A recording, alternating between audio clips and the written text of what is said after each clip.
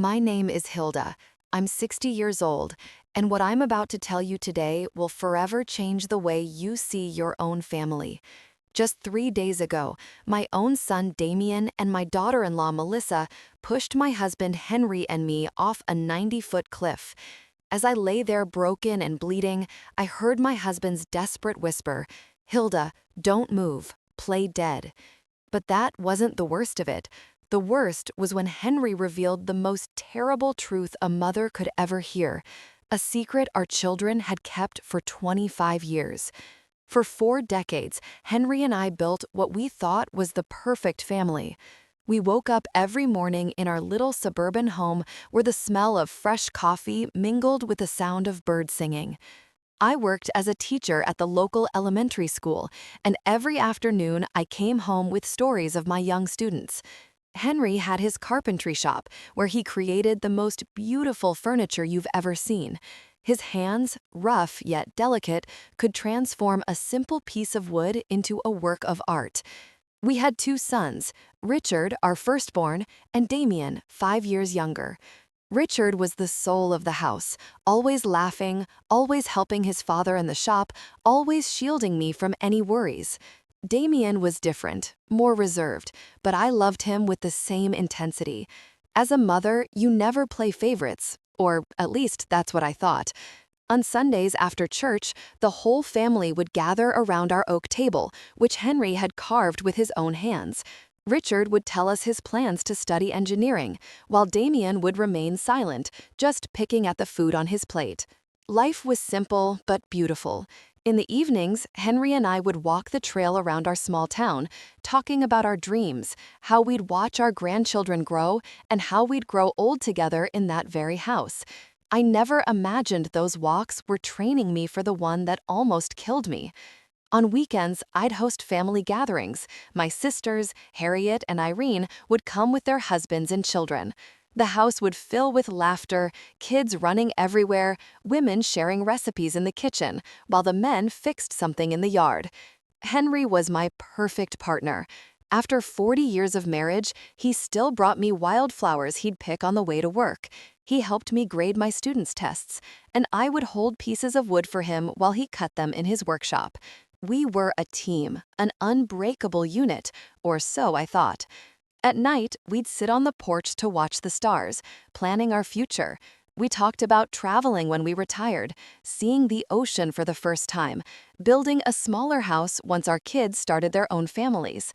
But perfect happiness, as I would discover years later, often hides the deepest tragedies. When Richard turned 20, something changed in our family. He began to argue with Damien about things I didn't understand. I'd hear them whispering in the hallway, and they'd fall silent when I appeared. Henry told me it was just brotherly stuff and that it would pass. I wanted to believe him because I needed to believe my family was still perfect. One night in October, exactly 25 years ago, Richard didn't come home for dinner. We waited until 11, then 12, then 1 in the morning. Damien was in his room, supposedly studying, but I noticed something strange in his eyes whenever I asked about his brother. Henry went out to search for him with our neighbors. They checked every corner of town, every trail, every place Richard used to go. At dawn, they found his body at the bottom of the river gorge. The police said it was an accident, that he had probably stumbled in the dark. I never questioned that version because I couldn't imagine that the truth was much more horrible. Richard's funeral was the darkest day of my life. I wore my only black dress, the same one I'd worn at my mother's funeral. Damien was strangely calm for someone who had just lost his older brother. While I cried until I had no tears left, he remained silent with an expression that now, after what I know, sends shivers down my spine. Henry never left my side all day, holding me up when my legs gave out, whispering words of comfort that I now know tasted bitter in his mouth. After Richard's death, Damien changed completely. He became more attentive, more loving, as if he were trying to make up for something. He helped me with chores, accompanied his father to the workshop, and brought me things when he saw I was sad. I thought it was his way of dealing with grief, of filling the void Richard had left behind. How naive I was. What he was really doing was building a perfect mask to hide the monster inside. The years passed and the wound never fully healed, but we learned to live with it. Damien married Melissa, a sweet girl from the next town over, and they seemed happy. They had 2 beautiful children, and I finally felt like life was giving us a second chance at happiness. Melissa called me mom and helped me with the housework when they visited. Damien had inherited his father's talent for carpentry and had his own business. Everything seemed perfect again. But now, lying at the bottom of this gorge, with my ribs broken and the metallic taste of blood in my mouth, I understand that all that happiness was a carefully constructed lie. The first signs that something was wrong began 6 months ago when Henry and I decided to update our will. We had saved our entire lives, and between the house, the land I inherited from my parents, and our bank savings, we had nearly $200,000 to leave our children and grandchildren. It was Damien who suggested we visit the lawyer. "Mom, Dad, you're both 60 years old now. It's important to have everything in order," he told us, with that smile that now seems sinister. Melissa would nod beside him, stroking my hand with those fingers that would later push me to my death. "We love you so much, and we want to make sure you're protected," she added in her sweet voice. How foolish I was to interpret those words as genuine love. The lawyer, an older man named Albert, whom we have known for years, explained the options. We could put everything in a trust, divide the inheritance among Damien's children, or simply make a traditional will. Damien insisted on naming him and Melissa as our sole heirs, arguing that they would handle the equitable distribution to the grandchildren. "Besides," he said, "you're going to need us when you're older. It's better for us to have access to the resources to take care of you properly." Something in his tone made me uncomfortable, but Henry seemed convinced. My husband, who had always been more trusting than me, accepted the proposal without much resistance. I had my doubts, especially since I remembered how Richard had always talked about helping us financially when we got older. My oldest son had plans, dreams of taking care of us when the time came. But Richard was gone, and Damien was our only surviving child. We signed the papers on a Tuesday afternoon. I remember Melissa was wearing a pretty green dress and gave me a big hug after the ceremony. "Now we're officially a united family forever," she whispered in my ear. Her words gave me a chill then, though I didn't understand why. Damien shook his father's hand with a smile that didn't reach his eyes. That night, as I made dinner, I couldn't shake the feeling that I had made a terrible mistake. The following weeks were strange. Damien and Melissa started visiting us more often, but their visits had a different feel. They no longer came just to spend time with family. They always had suggestions about how we should improve the house, what investments we should make, or what life insurance policies we should get. "Mom, you should think about selling this big house and moving somewhere smaller," Melissa said, while examining our furniture with calculating eyes. "We could help you find a comfortable apartment in town." But I loved our house. Every corner held a memory. Every room told a story of our 40 years of marriage. The kitchen where I had prepared thousands of meals for my family, the workshop where Henry created his masterpieces, the yard where our children and grandchildren had played. I couldn't imagine my life anywhere else. When I told them this, I saw a flicker of irritation in Damien's eyes that chilled me to the bone. "Mom, you're being irrational," he said, in a tone he had never used with me before. "This house is too big for 2 people your age. If you fall down the stairs or something, we won't be able to help you in time." Melissa nodded vigorously, adding, "Besides, the upkeep must cost a fortune. It would be much smarter to sell now while the housing market is high and move to something more appropriate for your age." Henry began to consider their arguments. My husband, who had always been practical, started talking about the logic behind their suggestions. But I couldn't shake the feeling that there was something more behind all this pressure. One night, after another of these tense conversations, I asked Henry if he didn't think it was strange that Damien was suddenly so interested in our financial affairs.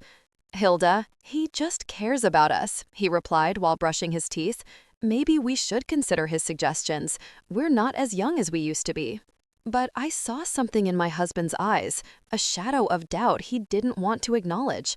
Now I know that Henry already had his suspicions, that he had started to connect the dots that I didn't even know existed. Things escalated when Damien suggested we give him power of attorney over our finances. It's just for precaution, he explained, while Melissa prepared tea in our kitchen, as if she owned the place. If one of you gets sick or has a health issue, we can manage your affairs without legal complications. The way he said it, so naturally, so logically, it almost convinced me. But there was something about his insistence that made me nervous. I couldn't sleep that night. I stayed awake staring at the ceiling, listening to Henry's breathing beside me, trying to understand why I felt so uneasy. The next day, I decided to call my sister Harriet for advice. Harriet had always been sharper than me, more suspicious of people's intentions. When I told her about Damien's pressure, she was silent for a long moment. "Hilda," she finally said, "doesn't it seem strange to you that Damien is so anxious to control your money? I mean, he has his own business, he's doing well financially. Why would he need so much control over your finances?" Her words hit me like a slap. She was right. Damien had never seemed to have financial problems, had never borrowed money, had never shown any signs of needing our financial help. That afternoon, when Damien came for another of his talks about our future, I decided to confront him directly. "Son," I said, as we sat in the living room, "why is it so important for you to have control over our financial affairs? Your father and I are still in our right minds." His reaction was immediate and telling. His face hardened, and for a moment I saw something in his eyes that reminded me of someone else, something cold, calculating, and dangerous. "Mom, it's not about control," he responded in a tense voice. "It's about love, care, and family responsibility." But the way he said family responsibility sounded more like a threat than an expression of affection. Melissa, who had been silent until then, intervened with her sweet but firm voice. "Hilda, we just want what's best for you. It's painful to see you worry about things we could easily handle." That night, after they left, Henry and I had our first serious argument in years. He thought I was being paranoid, that I was looking for problems where there weren't any. "Our death?" I repeated in a whisper. It was the first time I had considered that Damien might want to cause us physical harm. Until that moment, I thought he just wanted to rob or cheat us. But if he had killed his own brother for money, what would stop him from killing his parents for the same reason? "Henry," I said, grabbing his hands, "we have to go to the police. We have to tell them the truth about Richard and about what's happening now." But my husband shook his head with a look of hopelessness that broke my heart. "With what evidence, Hilda? I'm an accomplice to covering up a murder. If I talk now, I'll go to jail too. And besides, who's going to believe an old man of 65 who has been keeping this secret for 25 years? He was right. Do we just wait for him to kill us like he killed Richard? "We're going to be very careful," Henry said, trying to sound more confident than he really was. "We're going to find a way to protect ourselves, to gather evidence, to—" But his words were interrupted by the sound of the phone. It was Damien. "Hi, Mom," he said with that sweet voice that now sounded sinister to me. "Melissa and I were thinking, and we believe it would be beautiful to celebrate your 40th wedding anniversary with something special. How about we take you to those mountains you've always talked about next weekend? We could go on a family hike, take pictures, and have a perfect day together." My blood turned to ice. I looked at Henry, who had heard the conversation and had the same look of terror on his face. "That's a very sweet idea, son," I managed to reply in a trembling voice. "But let us think about it, and we'll get back to you tomorrow." After hanging up, Henry and I looked at each other in silence, knowing we had just received an invitation to our own execution. "The mountains," I murmured. He's going to take us to the mountains to kill us and make it look like an accident. Henry nodded gravely, just like he did with Richard at the gorge.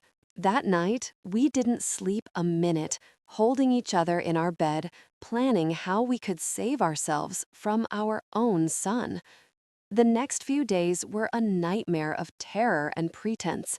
Henry and I had to act as if nothing had happened when Damien and Melissa came to visit, smiling when they talked about the mountain trip, nodding when they excitedly told us they were going to spend time with family. But inside, every fiber of my being screamed with fear. I knew I was looking into the eyes of my oldest son's murderers, and that now they were planning to do the same to me and my husband. Melissa arrived on Wednesday afternoon with a shopping bag and that radiant smile that now seemed like the grimace of a demon. "Hilda, dear," she said, hugging me with those arms that would soon push me to my death. "I bought some supplies for our mountain adventure: cookies, water, fruit, everything we'll need for the picnic." She showed me the contents of the bag as if she were an excited child. But I could only think about how each of those items could be used to cover up our murder. "I also brought my new camera," she added, pulling out an expensive digital camera. "I want to capture every moment of this special day. They're going to be photos we'll treasure forever." The irony of her words made me sick. The only photos she would take would be of our broken bodies at the bottom of some cliff, if anyone ever found us.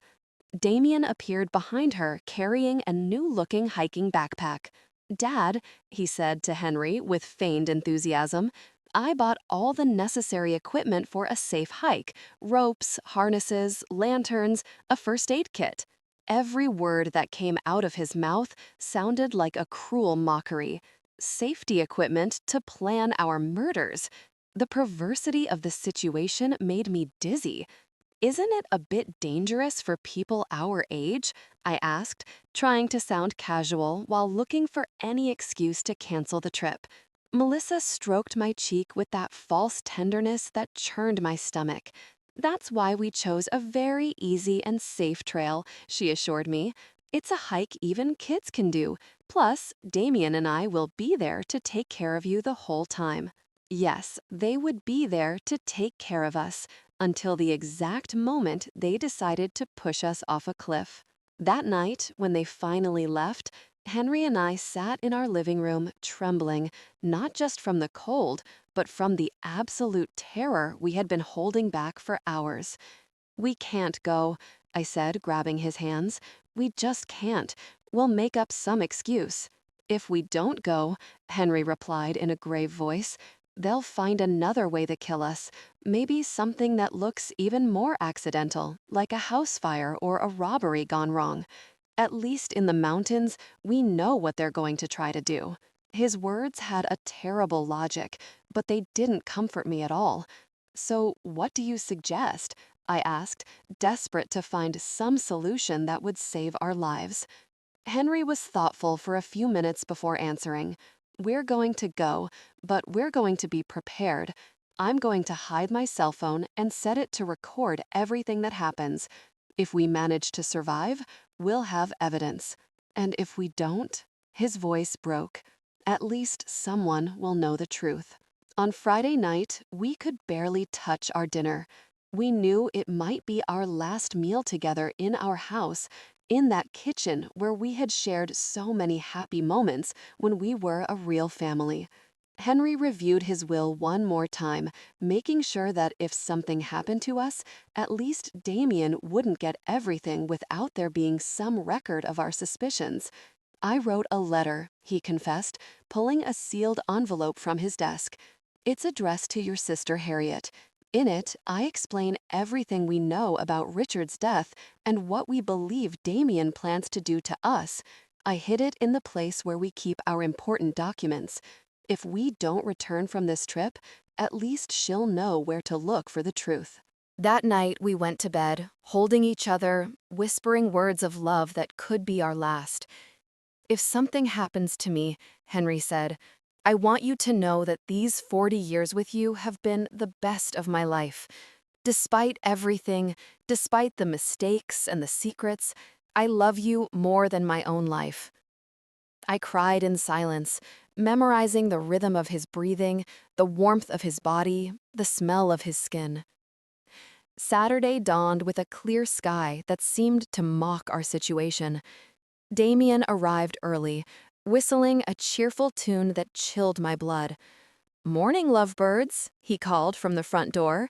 "Ready for your big adventure?" Melissa appeared behind him, radiant as a bride on her wedding day. Except this was a wedding with death. During breakfast, which we could barely eat, Damien explained the route we would take in detail. "It's a beautiful trail," he said, spreading a map on the table. "It leads to a lookout where you can see the whole valley. They say the views are spectacular." His eyes shone with an enthusiasm that seemed demonic. Of course, the views would be spectacular. They would be the last we would see in our lives. "The trail has some steep parts," Melissa added, as if giving us useful tourist information, "but nothing that experienced hikers like you can't handle." Her comment about our supposed hiking abilities sounded like a cruel joke. We were two 60-year-olds who barely walk through the park once in a while. As we loaded the car, I saw Damien meticulously checking his backpack, making sure he had everything he needed for his plan. I saw ropes, a small shovel, and something that looked like a flare gun. "What's that for?" I asked, pointing to the gun. "For safety," he replied without missing a beat. "If we get lost or something goes wrong, we can send a distress signal." Of course, they would send a distress signal after pushing us off a cliff so our bodies could be found, and it would be confirmed that it was a tragic accident during a family hike. Everything was calculated. Every detail had been planned to make our murders look perfectly natural. The car ride to the mountains lasted 2 hours that felt like an eternity. Melissa put on cheerful music, and she sang along with the songs, as if we were really going on a fun family outing. Damien drove carefully, obeying all the speed limits, stopping at every stop sign. He didn't want to risk an accident that would ruin his perfect plans. During the trip, Henry discreetly took my hand and activated the recording on his phone. Everything that happened from that moment on would be recorded. If we managed to survive, we would have proof. If not, at least the truth wouldn't die with us. When we finally arrived at the trailhead, my heart was pounding so hard I thought it would beat out of my chest. The place was beautiful, with tall trees and the sound of a nearby river. But for me, it had become the setting for my own execution. Damien and Melissa took their backpacks out of the car, smiling and joking as if it were the happiest day of their lives. "Ready for the adventure?" Damien asked, and for the first time in 25 years, I saw the same cold glint in his eyes that he'd had the night he killed his brother. The trail started out relatively easy, winding between lush trees and moss-covered rocks.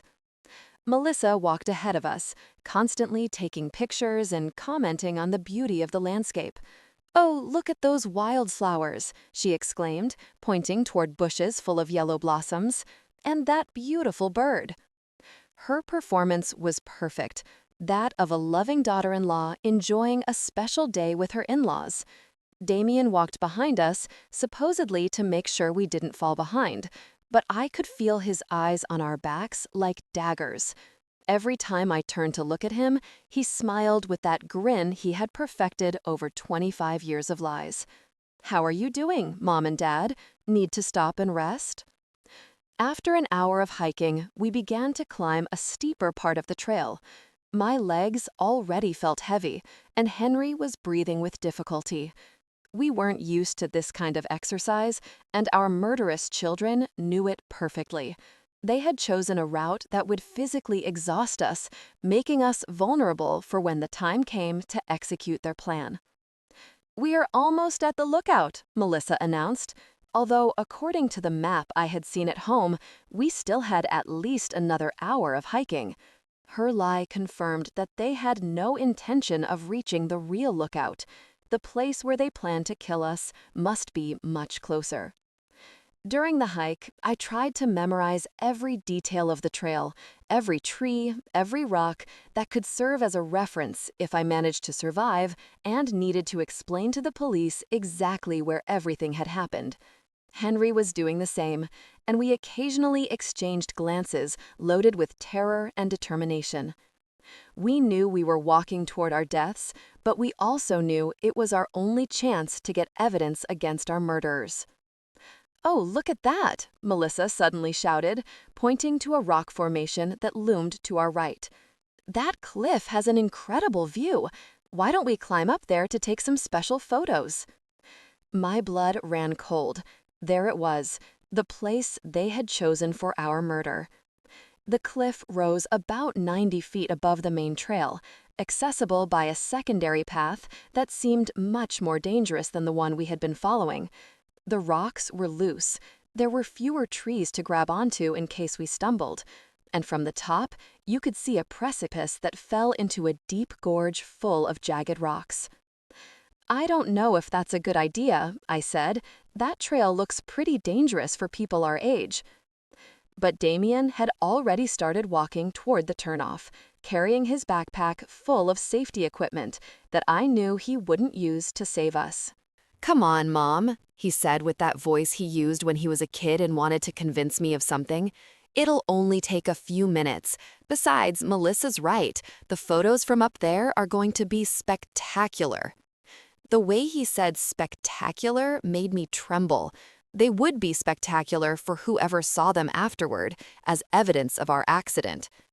Henry squeezed my hand discreetly, reminding me that his phone was recording everything. We had to go on. We had to go all the way to get the evidence we needed. If we refused now, they would simply find another opportunity, another place, another excuse to kill us. The climb to the cliff was exhausting. The loose rocks slid under our feet, and more than once I was about to fall.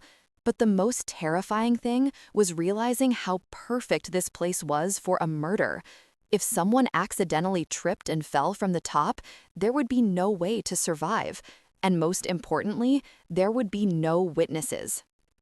"Almost there," Melissa shouted from above, where she had already arrived with the agility of someone who had planned this route carefully. Damien followed her, and then helped Henry and me complete the last few feet of the climb. His hands on my arms felt like the claws of a vulture. The lookout was indeed spectacular. From there, you could see the whole valley, the mountains in the distance, and the river winding through the trees. In any other circumstance, it would have been a beautiful moment to share with family. But knowing what I knew, the place seemed the perfect setting for a nightmare. "Come over here for the photos," Melissa shouted, positioning herself near the edge of the cliff. "I want the valley to be in the background." Henry and I approached slowly, each step bringing us closer to our final destination. I could see Damien strategically positioning himself behind us, calculating angles, measuring distances. "Perfect," Melissa exclaimed, raising her camera. "Now hug each other and smile." Henry and I hugged, probably for the last time, while she took picture after picture. Every flash of the camera seemed like a lightning bolt, announcing the storm that was about to come. "Take one more," Damien suggested, moving closer to us. "But this time, stand back a little so the landscape looks better." One step back meant being exactly on the edge of the precipice. Henry and I exchanged a look. The time had come. We moved back as we were told, feeling the solid ground disappear under our feet and only the emptiness of the abyss remaining behind us. Melissa raised the camera one more time, but this time I saw something different in her eyes. There was no longer any need to pretend. The mask had fallen. "Smile," she said, in a voice that was no longer sweet at all. "This is going to be your last photo." At that moment, Damien lunged toward us with his arms outstretched. The plan was simple: push us backward so we would fall into the void, take some photos of the accident, and then go down to discover our broken bodies. But Henry had been preparing for this moment. In the last second, he managed to grab Damien's wrist and pull him forward.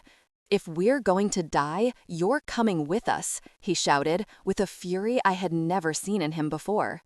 For a moment, all four of us were teetering on the edge of the cliff, holding onto each other in a macabre dance between life and death.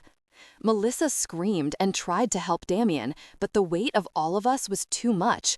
I felt the ground give way under my feet, felt gravity begin to win the battle. And then the four of us fell together, locked in a deadly embrace, screaming as the air whistled around us and the rocky ground approached at breakneck speed.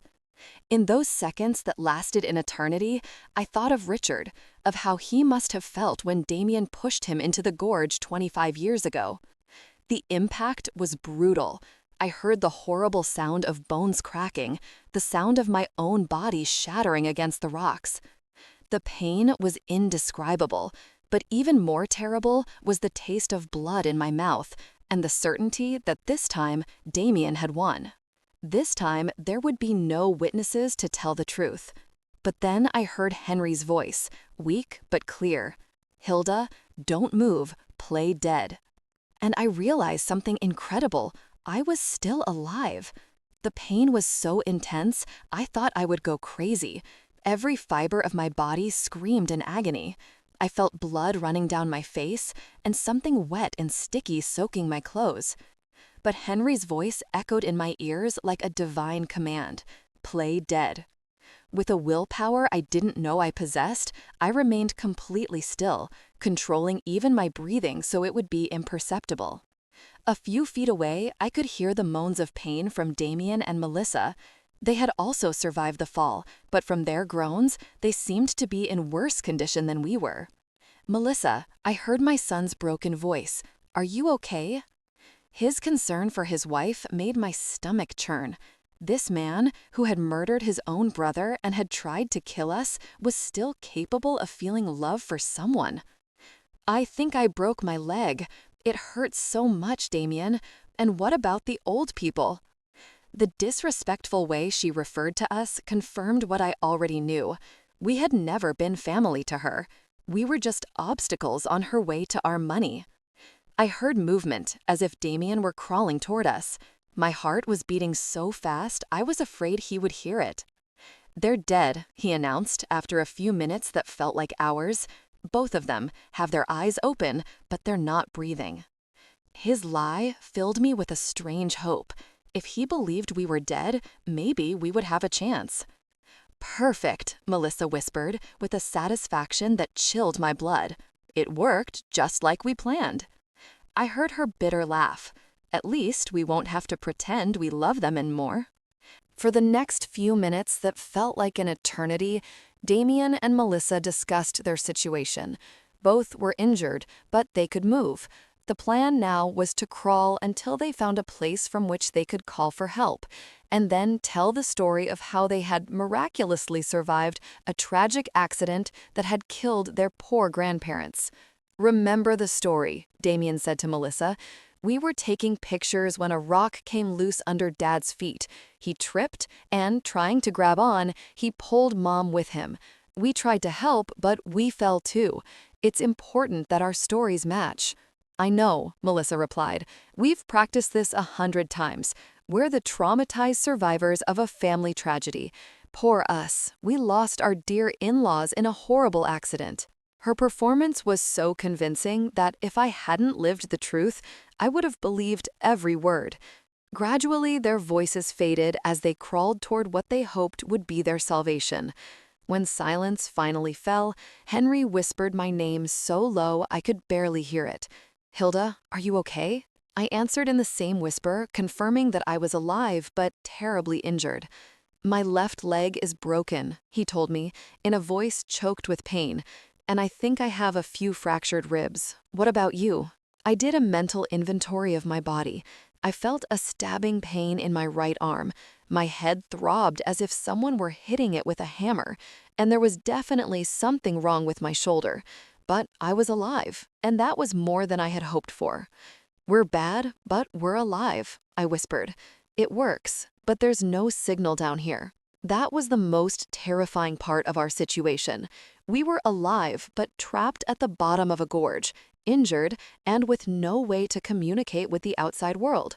If no one came to look for us, we would die here slowly from thirst, hunger, or our wounds. "Henry," I whispered, "before it's too late, I need you to tell me everything. Everything that really happened the night Richard died." My husband sighed deeply, as if he had been waiting for this moment for 25 years. "That night," he began in a trembling voice, "Richard came to find me in the workshop. He was furious. He had papers in his hands, bank statements. He showed me evidence that Damien had been stealing money from our accounts for months. Small amounts at first, then larger sums. Richard had been investigating because he had noticed discrepancies in our savings." The physical pain mingled with the emotional pain as I listened to the truth that had been hidden for decades. "Richard wanted to confront Damien that same night," Henry continued. "I tried to calm him down, to convince him to wait until the next day, but he was determined. He said he couldn't sleep knowing his younger brother was stealing from us." "And you followed him?" I asked, even though I already knew the answer. "I followed him because I was afraid of what might happen.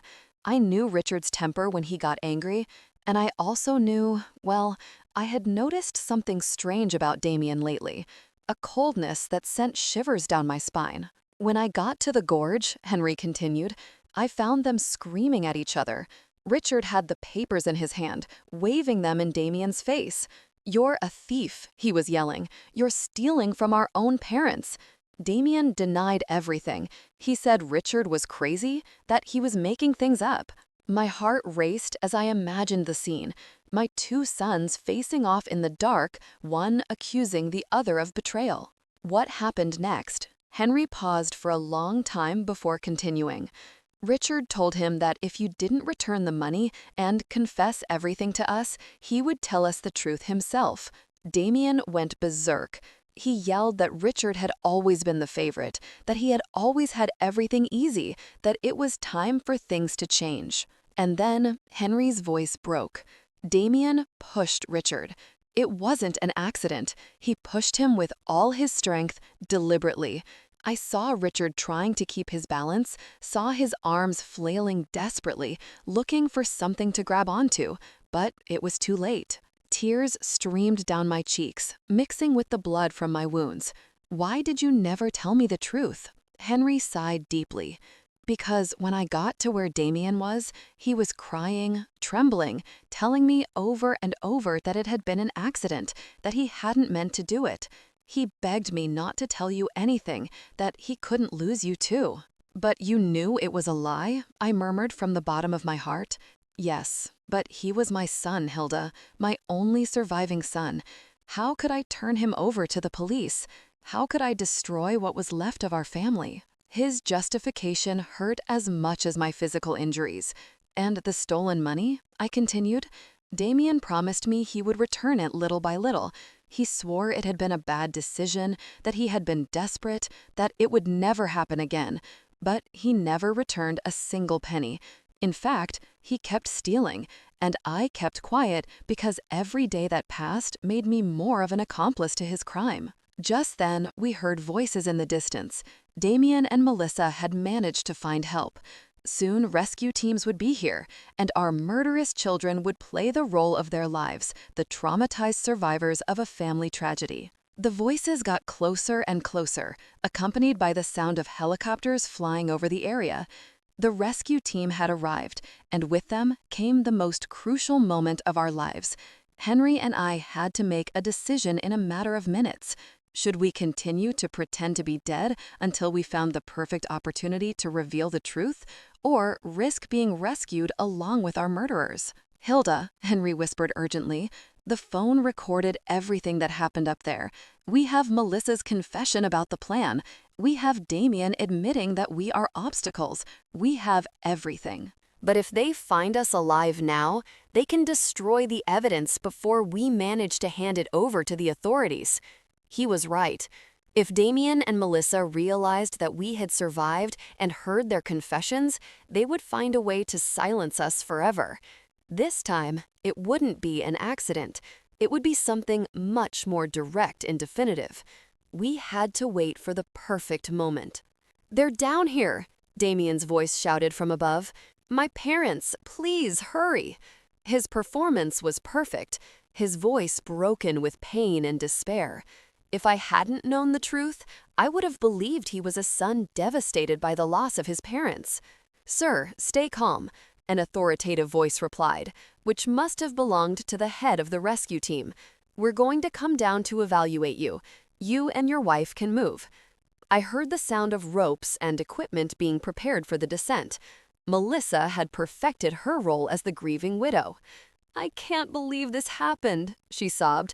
"We were taking pictures, so happy. It all happened so fast. A rock came loose and they fell." Every word was a stab in my heart because I knew she would repeat those same words to the police, to the media, to anyone who wanted to hear her version of events. The rescuers began to descend. I could hear their voices getting closer, the sound of their boots against the rock, the clinking of their equipment. Henry discreetly squeezed my hand, reminding me that we had to keep up the act no matter what happened. "They're here," one of the rescuers shouted upon finding us. "We have 2 people at the bottom of the gorge." He approached us and began to examine us. I kept my eyes closed and my breathing so shallow it was almost imperceptible. I felt his hand looking for a pulse on my neck, his ear close to my mouth, trying to detect breathing. "This one still has a faint pulse," he announced, referring to Henry. "The woman, I'm not sure. I need the medical team down here immediately." My heart raced. The plan was working. They would believe that Henry was on the verge of death, but still alive, while I would be close enough to death to not be an immediate threat. For the next few minutes, which felt like hours, the paramedics worked on us. I felt them put an oxygen mask on me, check my wounds, and secure me to a stretcher. The whole time, I had to fight against every instinct in my body that screamed at me to open my eyes, to ask for help, to stop pretending. "The man is stable but critical," I heard one of the paramedics report over the radio. "The woman is in very serious condition. Pulse is almost imperceptible. We need to transport them to the hospital immediately." Perfect. They would take us to the hospital where we would have the opportunity to talk to the authorities without Damien and Melissa being able to silence us. During the ascent on the stretchers, I could hear Melissa's faint sobs and the words of comfort that the rescuers offered her and Damien. "You were so brave to survive this," someone said to her. "It's a miracle that you're relatively okay." If only they knew that the real miracle was that Henry and I were alive to tell the truth. In the medical helicopter, as we flew toward the hospital, I could feel Henry's presence on the stretcher next to mine. The paramedics were focused on keeping him stable, and from their conversations, I understood that he was in critical condition. His injuries were more serious than mine, and for a terrible moment, I feared he might die before we had the chance to reveal the truth. "Ma'am," I heard one of the paramedics say to me, "if you can hear me, hold on. We'll be at the hospital in a few minutes." His voice was gentle, full of a genuine compassion that contrasted dramatically with the falsehood I had been hearing from my own family. When we arrived at the hospital, the chaos was immediate. Doctors and nurses ran from one side to the other, shouting medical orders I didn't understand. I was taken directly to an emergency room where they began to work on my injuries. I had to keep pretending to be unconscious, but I also had to find a way to communicate with someone I could trust. "Doctor," I heard a nurse say, "her vital signs are strange. Her pulse is stronger than we would expect for someone in her supposed condition." My heart skipped a beat. They had discovered me. I was such a bad actress that my own body was betraying me. The doctor murmured. "It happens sometimes in cases of extreme trauma. The body has mysterious ways of clinging to life. Let's keep a close eye on her. The next few hours will be crucial. We've done everything we can."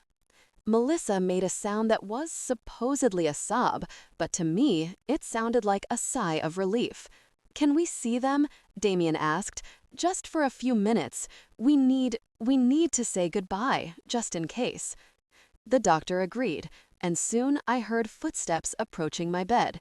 It was the most dangerous moment of all. I had to convince my murderous son that I was really dying. I felt Damien's presence next to my bed. His hand touched mine, and it was all I could do not to pull my hand away immediately. "Mom," he whispered, "if you can hear me, I want you to know that I love you.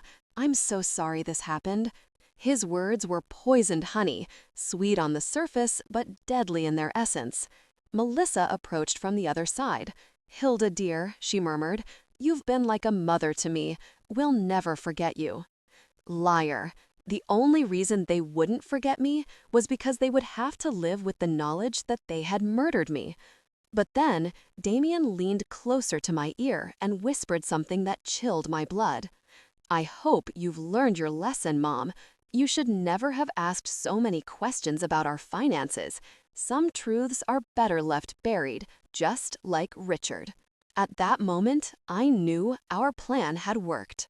Damien had just confessed, and even though I had no way to record it, there was a nurse in the room who had heard every word. Damien's whisper echoed in my ears like a direct confession of his guilt. He had mentioned Richard. He had admitted that some truths should remain buried. And most importantly, he had acknowledged that our questions about finances had been the reason for our accident. But I needed more than that. I needed a full confession that couldn't be misinterpreted or denied later. The nurse who had overheard the comment, a young woman named Inez, according to her ID badge, had frozen next to the monitoring machine. I saw through my half-closed eyelids as her eyes widened in surprise and horror. She had heard something she shouldn't have heard, and her expression told me she understood the implications of those words perfectly. "What did you say about Richard?" Melissa whispered, obviously surprised by the mention of the dead brother. Damien tensed, realizing he had said too much. "Nothing," he muttered. "I just meant, well, Mom always wondered what really happened that night. I guess it doesn't matter anymore." But it did matter, and Melissa was smart enough to realize that her husband had made a mistake. "Damien," she said in a tense voice, "let's go. The doctors need space to work." I could feel the tension between them, the mutual understanding that they had said too much in the wrong place. After they left, the nurse, Inez, approached my bed. "Ma'am," she whispered so low I could barely hear her, "I know you can hear me. What I just heard is not normal. If you are in danger from those people who were just here, you need to tell me somehow." Her voice had an urgency that filled me with hope. Someone else had started to suspect. Very slowly, almost imperceptibly, I moved my index finger. It was the smallest possible movement, but Inez noticed it immediately. "Oh my God," she whispered. "She's pretending to be unconscious." I moved my finger again, this time twice.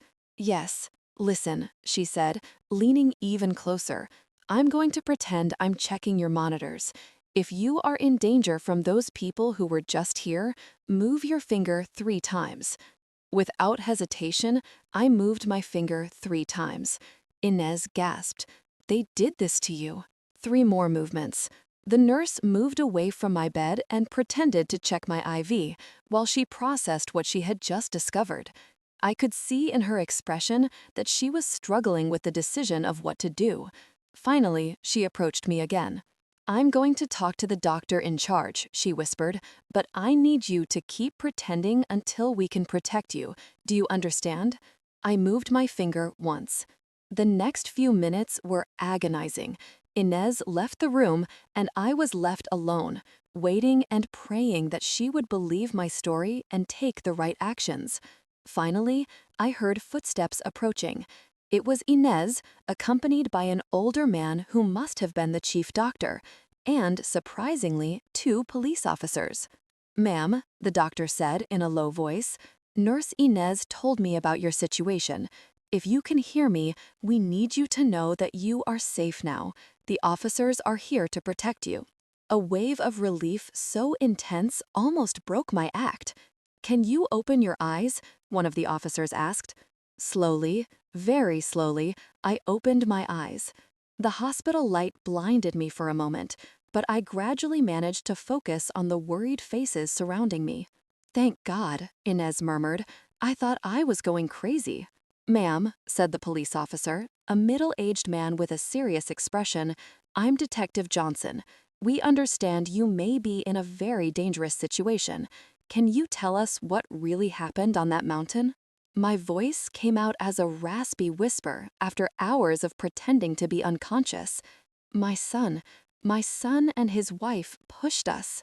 The next few hours were a whirlwind of statements, recordings, and revelations. I told Detective Johnson everything I knew.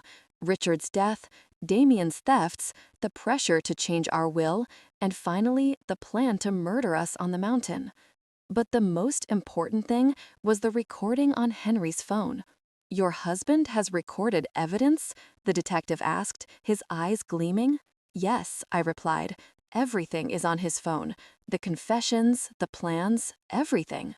The detective immediately went to the room where Henry was being treated. Henry had regained consciousness an hour after me, and when the detective explained the situation, he handed over his phone without hesitation. Here's everything, he said in a weak but firm voice. 25 years of lies and the truth about what happened today.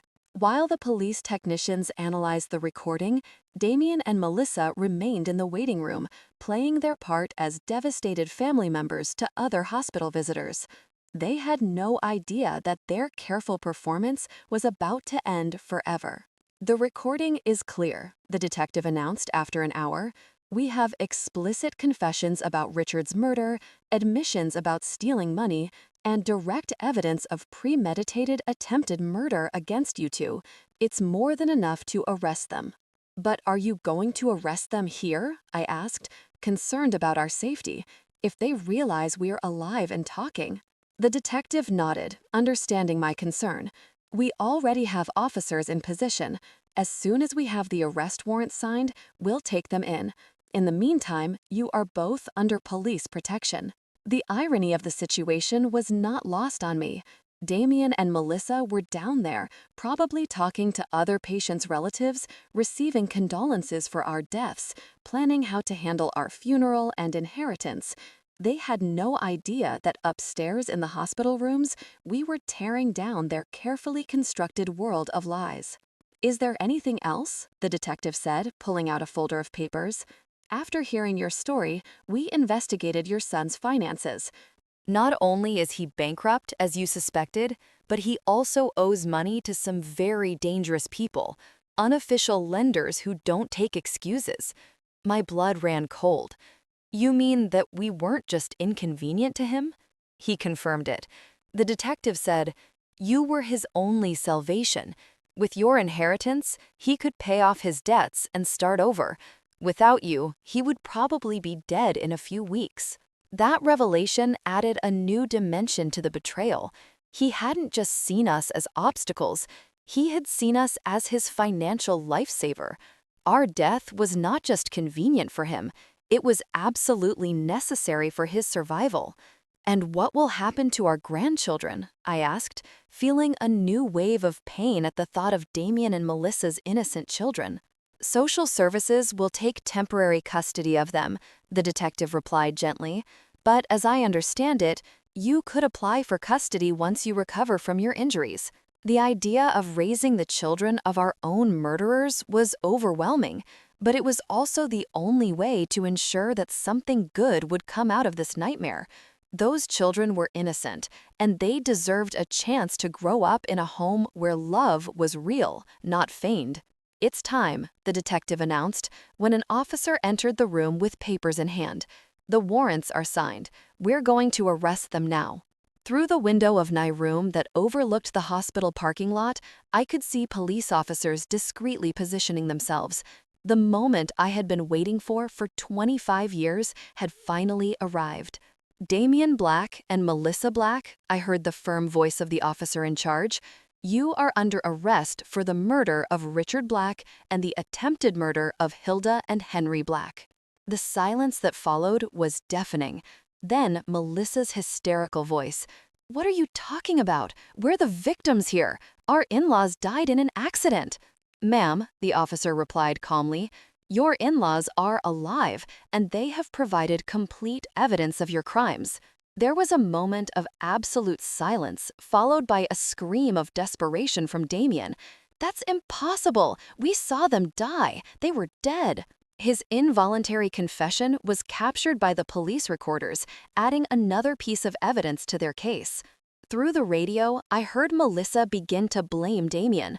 It was all his idea. I didn't want to do any of this. He forced me. And Damien, in desperation, screamed, you were the one who suggested the cliff. You planned all of this. In a matter of minutes, the alliance that had lasted for years fell apart as each one tried to save their own skin. Detective Johnson returned to my room an hour later with an expression of satisfaction mixed with sadness. They're arrested and on their way to the station, he informed me. They're both trying to blame each other, which only strengthens our case. But there's something else I need to tell you. What else? I asked, though I wasn't sure my heart could handle any more revelations. During the arrest, we found this in your son's backpack, he said, showing me a small digital recorder. Apparently, he had been recording his conversations with you and your husband for the past few weeks, probably looking for evidence that you suspected something. My blood ran cold. What does that mean? The detective sighed. It means he knew you were starting to discover the truth. The trip to the mountain wasn't a spontaneous decision. It was a direct response to your suspicions. In one of the recordings, you can clearly hear Melissa telling him, we have to act fast before they go to the police. The depth of the planning and the coldness of the calculation took my breath away. They hadn't just planned to kill us. They had been monitoring our conversations, evaluating the level of danger we posed to them. We were mice in a maze, and they had been the scientists observing our every move. There's something else, the detective continued, that we found in the investigation of his finances.